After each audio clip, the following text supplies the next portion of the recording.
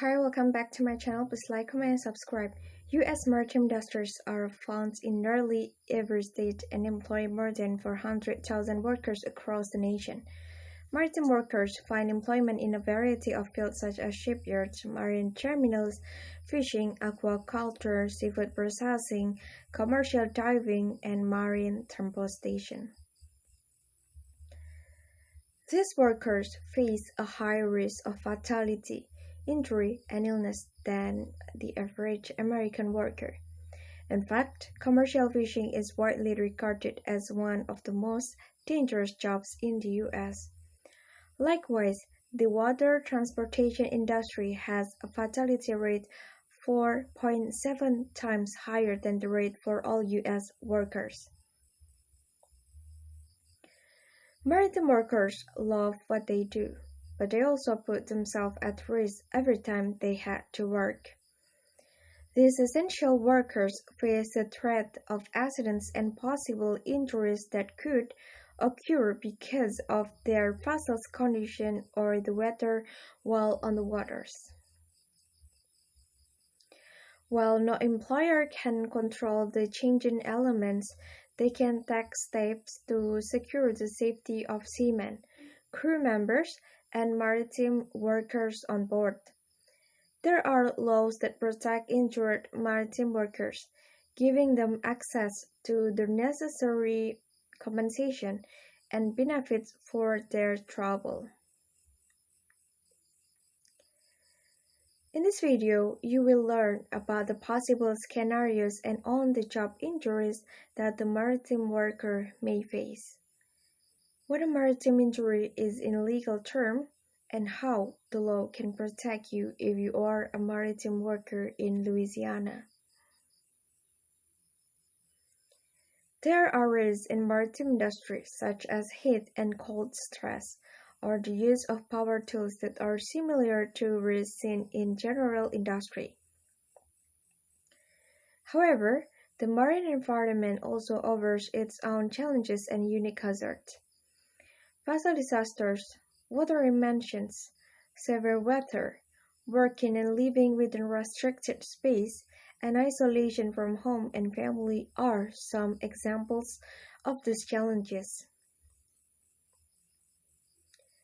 Many hazards presented by the marine environment can be encountered both on the water and at shipyards or marine terminals, and some hazards are unique to specific maritime industries. For instance, aquaculture workers may face hazard from the use of tractors of all-terrain vehicles, in addition to waterborne vessels. Commercial divers are also exposed to a variety of marine hazards, including drowning, respiratory and circulatory complications, and hypothermia, which can be worsened by the number and length of dives, physical demands of diving, and limited visibility underwater. Longshoring work includes moving containers and other heavy loads with the potential to cause serious injury or death if a mistake is made, in addition to other general maritime hazards. NIOSH accomplishes safety and health research in maritime industries through the Center for Maritime Safety and Health Studies, which is a virtual center that serves as a hub for intramural and extramural researches.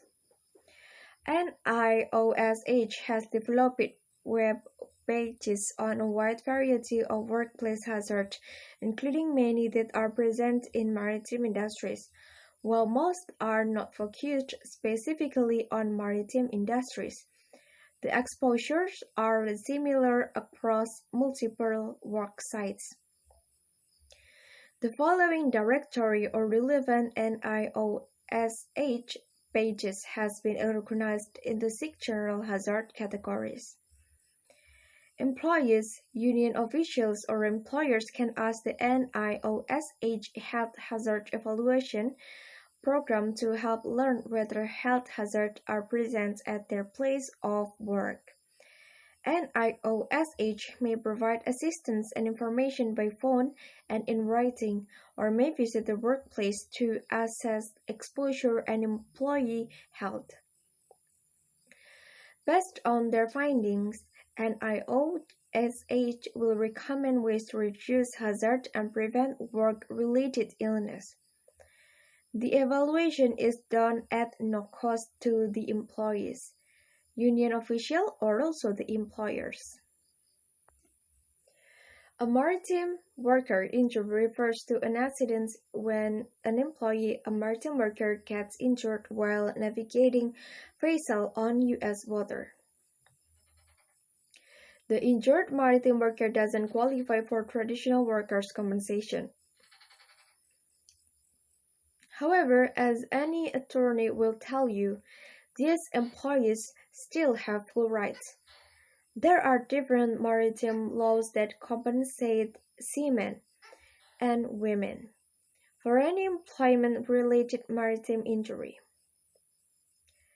We will discuss these laws later and how you or a loved one can file a claim based on the situation that applies to your injuries cases. First, let's take a look at the types of accidents and injuries common to many employees aboard container ships and other vessels. Avoid unfair tactics for your rightful compensation after offshore injury. Unfortunately, it's common to see employers and the insurance companies taking advantage of maritime workers.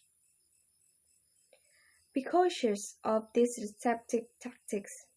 First, getting you to sign documents you do not understand.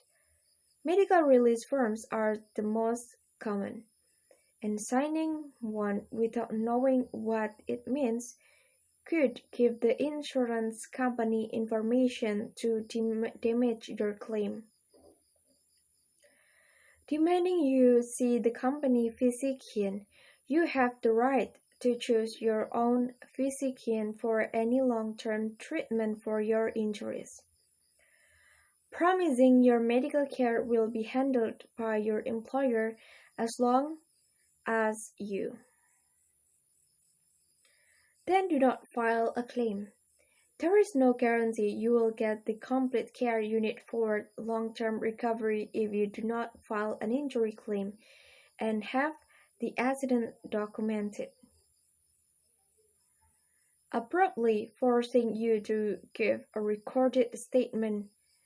Insurance companies often catch claimants off guard during these interviews and coerce them into damaging their own claims. Before you file your maritime accident claim, you need to know what behaviors and events to avoid so you don't damage your claim.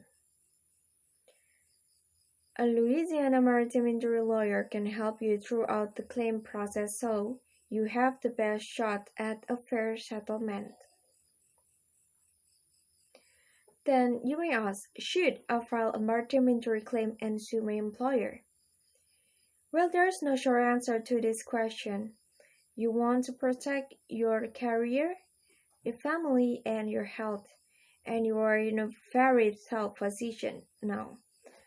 I always tell the potential clients that if you have had a moderately serious injury and you believe the company or one of your coworkers did something wrong or incorrect, which caused or even just contributed to your injury, then you are probably better off filing a claim. I define a moderately serious injury as one that you would be nervous to list on an employment application with another company or one you think another company would find important in deciding whether or not to hire you. For more information, we offer several free publications that will help you make some very important decisions about your future. If you have more questions or would like to speak with one of our skilled attorneys for no cost and no obligation, please contact us today. Thank you so much for watching. Don't forget to like, comment, and subscribe.